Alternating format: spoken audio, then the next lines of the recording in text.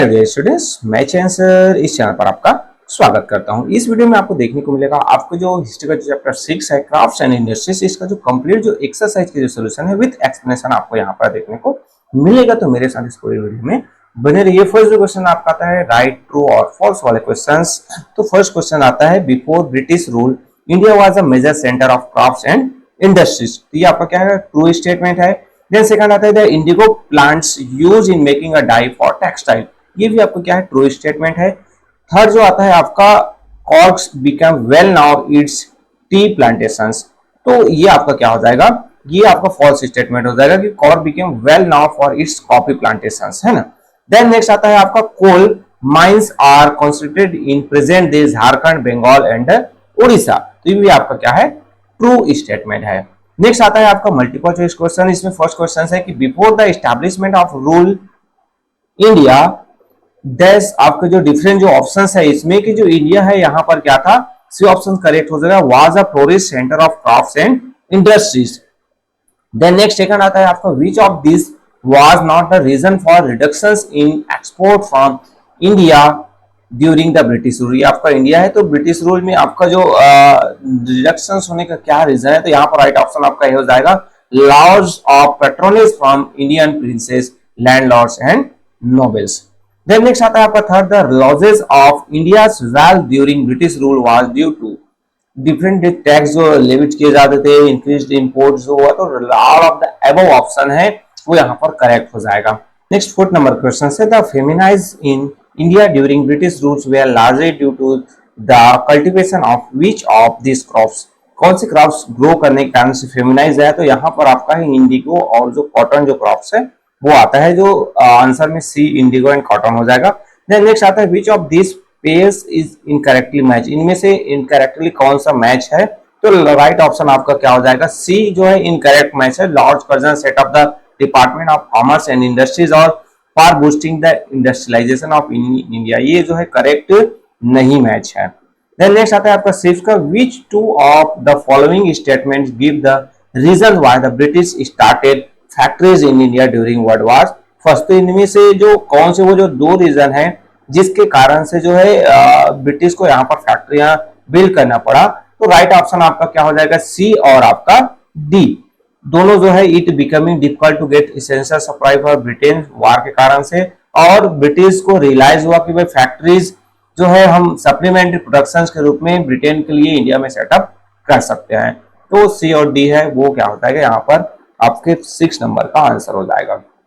Then third question आता है answer the question in brief. Brief में आंसर देने फर्स्ट आता है what were the major export from India before the industrial revolution. Industrial revolution से पहले यहाँ से क्या एक्सपोर्ट किया जाता था, so the main export in the 17th centuries were calico, muslin, yarn, raw cotton, raw silk, gold and silver artifacts, jewelleries, leather, sugar, rice, indigo, pepper and other जो spices है, ये सभी जो है मेन जो एक्सपोर्ट है industrial revolution से पहले इंडिया से अदर जो कंट्री है वहां पर हम बेचते थे, भेजते थे। Then what was the impact of the industrial revolution on India. Industrial revolution का इंपैक्ट है वो इंडिया पर क्या पड़ा, तो आंसर देखें तो after the industrial revolution Britain started producing machine made goods and textile that were much cheaper than Indian goods.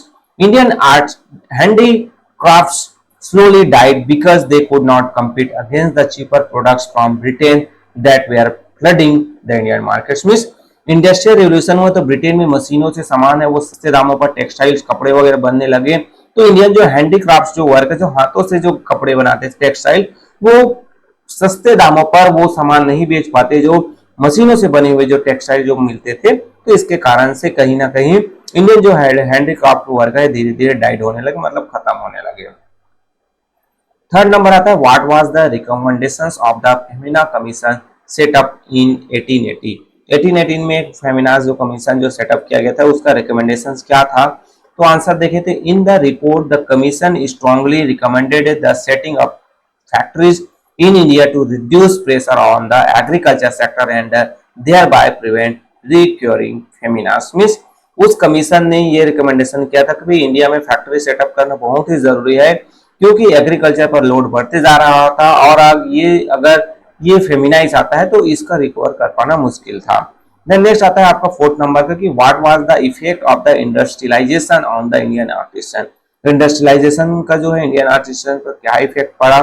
तो as a result of industrialization of India, many skilled craftspeople lost their job because things that took traditional artists and workers in India several days now be produced in a fraction of time and the cost of by machines in a factory. The displaced workers were often forced to become landless laborers in farms or workers in a factories. मतलब industrialisation का effect हुआ कि जो skill जो craft workers थे, जो हाथों से कलाकारी करके जो बनाते थे, वो जॉब था उनके पास वो चला गया, क्योंकि मशीनों से काम है वो बहुत ही जल्दी हो जाता था और हाथों से करने में उसको कई दिन उनको जॉब मिलता था। साथ ही साथ ये जो वर्कर्स हैं उनको किसी दूसरी जगह सही से काम भी नहीं मिलता था, उनको मजदूर बनकर काम करना पड़ता था, फैक्ट्रियों में काम करना पड़ रहा था। देन नेक्स्ट क्वेश्चन आपका आता है आंसर ए डिटेल वाले क्वेश्चंस। इसमें आपके फर्स्ट क्वेश्चन है कि discuss the different ways in which the Britain's rule resulted in the decline of the Indian industries. Indian जो इंडस्ट्री डिक्लाइन हुआ तो इसका रीजन आपको बताने हैं, डिटेल में बताने हैं।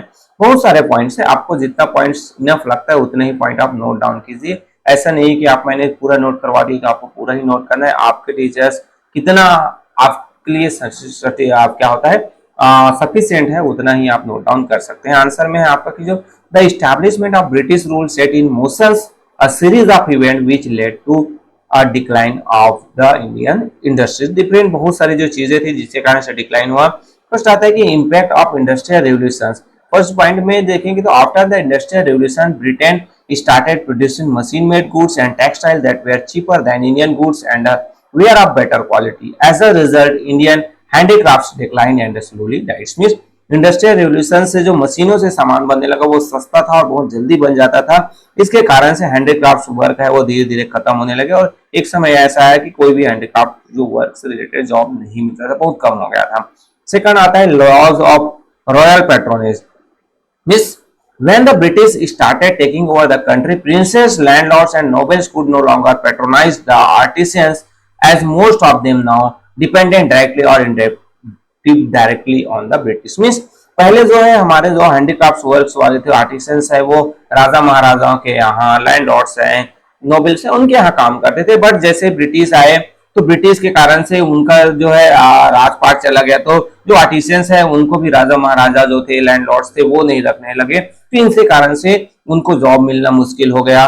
देन नेक्स्ट आता है आपका लॉज ऑफ एक्सटर्नल मार्केट। साथ ही साथ Indian artisans also lost most of their external markets as the British government post strict laws banning the import of Indian textile into Britain. मतलब जो बाहर हमारा जो आर्टिसन जो पहले जो ब्रिटिश जो सामान खरीद कर ले जाते थे, अब ब्रिटिश ने लॉ पास कर दिया कि इंडिया से कोई भी फिनिश जो प्रोडक्ट है वो नहीं जाएगा, तो बस रॉ मटेरियल यहाँ से खरीद के जाते थे। तो हमारे जो आर्टिसंस हैं, जो इंडस्ट्रीज थे पहले से जो, वो पूरी तरीके से चौपट में हो जाते हैं। Then coercive tactics used by the British.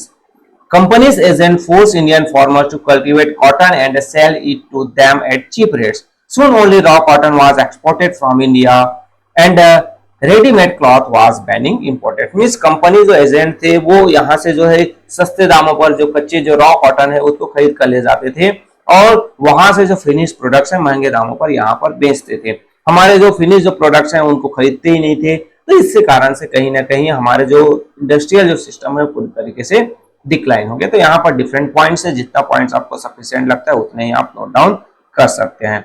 Second question आता है आपका out that the British modernized India and set up industries here to serve their own interest on the basis of what you have learned। Means जो British है यहाँ पर modernisation क्या, industry setup किया, तो वो अपने फायदे के लिए क्या, इसके बारे में आपको बताने हैं।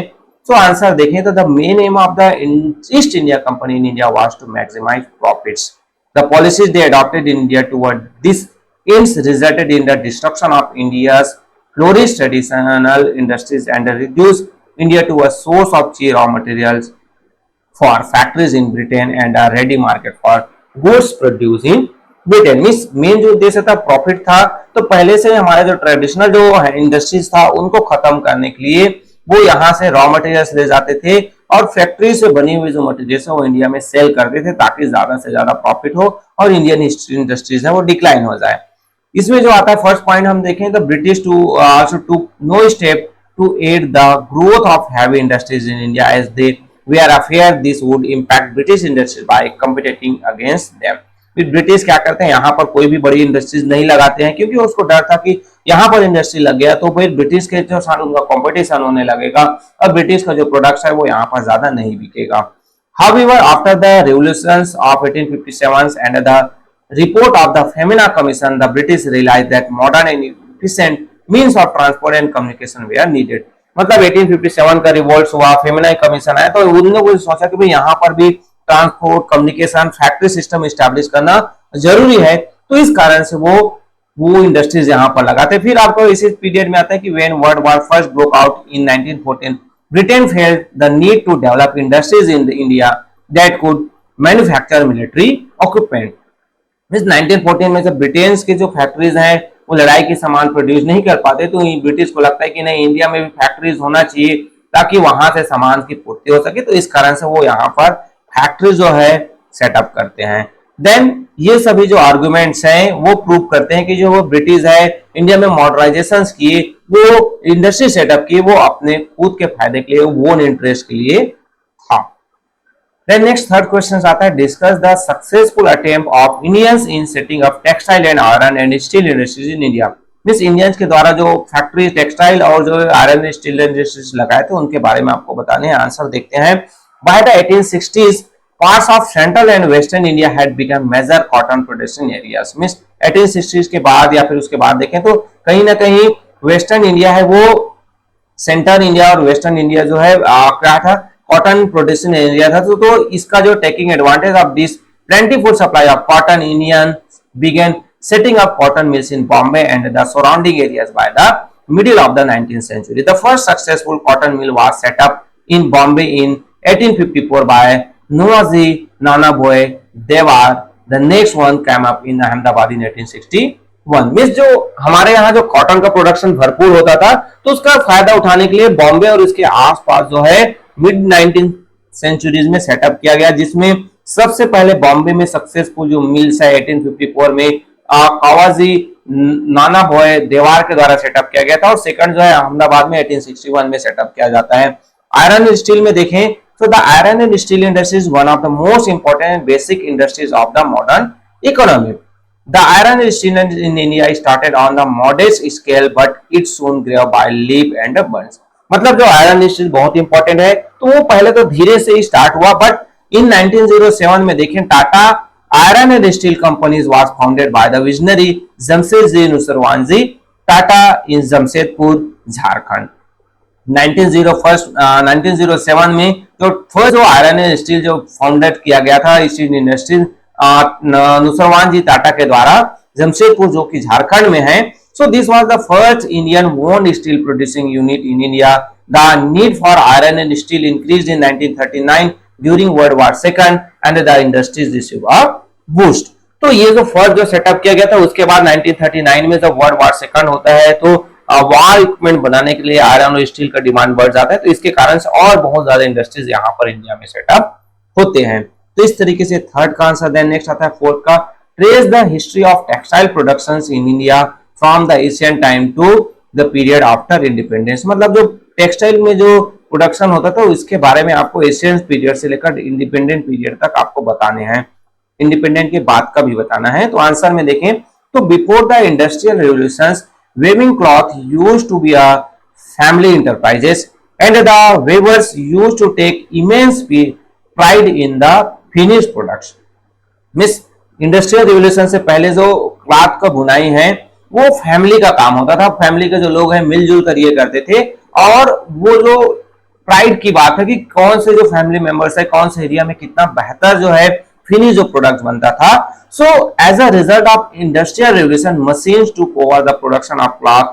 Textile factories use machines like the spinning jenny and mechanics looms with flying shutters which doubled the speed of spinning yarn and weaving cloth। Human beings just operate the machines now। Creativity was lost। The proud weavers were reduced to begin mere operations of machines। Means पहले जो textile का जो है हाथों से बनता था, but बाद में मशीनों से बनने लगे, हर चीज जो है मशीनों से होने लगा, तो कहीं ना कहीं सिर्फ इंडियंस हैं जो उस समय जो लोग थे वो बस मशीनों को ऑपरेट करने लगे और जस्ट आप फिक्शन ऑफ टाइम में जो है मशीनों से कपड़े जो बनने लगे। सो जो एक जो प्राउड व्यूवर्स थे वो मशीन के ऑपरेटर बनकर रह गए थे।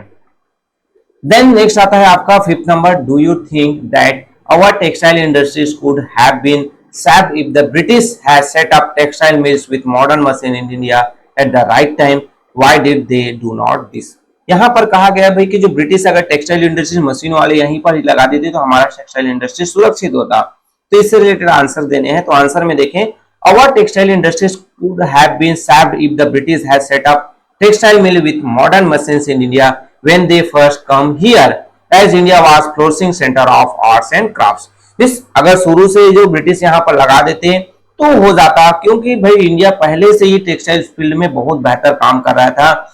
Then this would have helped the weavers to cater to huge international demand for Indian goods. और इसका जो इंडियन जो डिमांड था वो बहुत ज्यादा था यहाँ पर वर्ड्स में, तो उससे ज्यादा बेटर होता कि भाई इंडियन जो है व्यूवर्स है उन डिमांड को फुलफिल कर पाते और ब्रिटिश को भी यहाँ से फायदा होता। But the British did not do this as they felt threatened by the increasing demand for Indian goods. They suppressed Indian imports into Britain, machine-made goods from Britain flooded Indian markets, and the traditional industries could not compete with them. They forced farmers to produce cotton to serve as a raw material, serving their interests and at the determinant of the farmers. Means यहाँ पर क्या हुआ कि उनको डर था भाई कि हम यहाँ पर डिमांड बढ़ा देंगे तो हमारा जो ब्रिटिश का डिमांड है वो कम हो जाएगा, तो इसलिए वो क्या करते हैं, मशीनों का जो बने हुए जो सामान है वो इंडिया में लेते हैं और यहाँ से वो जो है रॉ कॉटन ले जाकर उसको सस्ते दामों पर खरीदते थे और महंगे दामों पर यहाँ पर बेचते थे और फार्मर्स को भी रॉ कॉटन प्रोड्यूस करने के लिए फोर्स किया जाता था। देन नेक्स्ट आता है आपका पिक्चर बेस्ड क्वेश्चन। यहाँ पर आपको एक पिक्चर इमेज दिया है जो कि आपका पब्लिश हुआ था लंदन में 1802 में, ये बुक्स में आपको देखने को मिलेगा। इससे रिलेटेड क्वेश्चन है आपका, what do you think this cartoon shows. आप देख सकते हैं कि ये जो कार्टून क्या शो कर रहा है, तो आंसर है this cartoon shows an English women's dress made of muslin catching fire during a tea parties. The cartoon is a satire on make a fun of the wealthy women of Britain who thought it fashionable to wear cloth made from muslin. The cartoon highlights the danger of wearing muslin. It can catch fire easily. मतलब यहाँ पर एक English women जो बैठी हुई है, चाय party हो रही है वहां पर, है ना, बट वहीं पर सडनली आग पकड़ लेता है। तो वो जो एक मजाक बना रहे हैं कि भाई उस समय ब्रिटेन में था कि जो मुस्लिम जो से बने हुए जो क्लॉथेस हैं वो फैशनेबल होता था और जो रिचनेस को दिखाता था, बट कहीं ना कहीं ये जल्दी से आग पकड़ लेता है, तो ये एक डेंजर था, तो इसको शो कर रहे हैं। सेकंड क्वेश्चन आता है आपका, was muslin popular in London society when this image was published, give reason for your answer. तो answer yes, the fabric was quite popular in London society. We can infer this from the caption of the cartoon, which say advantage of wearing muslin dress, indicate to the serious attention of the fashionable ladies of Great Britain. It implies that muslin was the fabric of choice of the wealthy and fashionable women in Britain. मतलब वहां पर जो है advantage of wearing Muslim dress, तो वहां पर जो society में दिखाई रही कि वो जो फैब्रिक कितना पॉपुलर था, बट उससे जो नुकसान है वो भी उस पेंटिंग के थ्रू शो कर रहे थे। देन थर्ड नंबर आता है कि which popular features of muslin cloth is brought out by this cartoon. यहाँ पर क्लॉथेस जो वुमेन्स जो क्या वो पॉपुलर जो फीचर्स है उसके बारे में आपको, कि ब्रिटेन में उस समय ये जो हैवी और डिफिकल्ट जो मूव था क्लॉथेस उसको नहीं पहनते थे। इससे रिलेटेड है कि muslin cloth was fine and light and easy to wear alternative to those available at that time in Britain. मतलब उस समय ब्रिटेन में वो जो मुस्लिम से बने हुए जो कपड़े थे वो बहुत ही लाइट वेट होता, बहुत हल्का होता था और उसको वेयर करना भी बहुत ही कंफर्टेबल होता था। तो इस कारण से उस समय इसको वेल्थी और फैशनेबल समझा जाता था पहनने के लिए। तो इस तरीके से इस चैप्टर से रिलेटेड आपके जितने भी क्वेश्चन थे उसके सोल्यूशन मेरे द्वारा प्रोवाइड कर दिया गया। होपफुली ये वीडियोस आपके हेल्पफुल होगा। अगर वीडियो हेल्पफुल है तो वीडियो को लाइक कर सकते हैं, आप क्लास फ्रेंड के साथ भी शेयर कर सकते हैं ताकि उनका भी हेल्प हो जाए। और चैनल पर नए हैं और अभी तक आपने चैनल को सब्सक्राइब नहीं किया तो सब्सक्राइब भी कर सकते हैं, ताकि इसी तरीके से कंप्लीट चैप्टर्स हैं उसके सोल्यूशन आपको यहाँ पर देखने को मिले। सो ओके, थैंक यू, मिलते हैं अगले वीडियो में।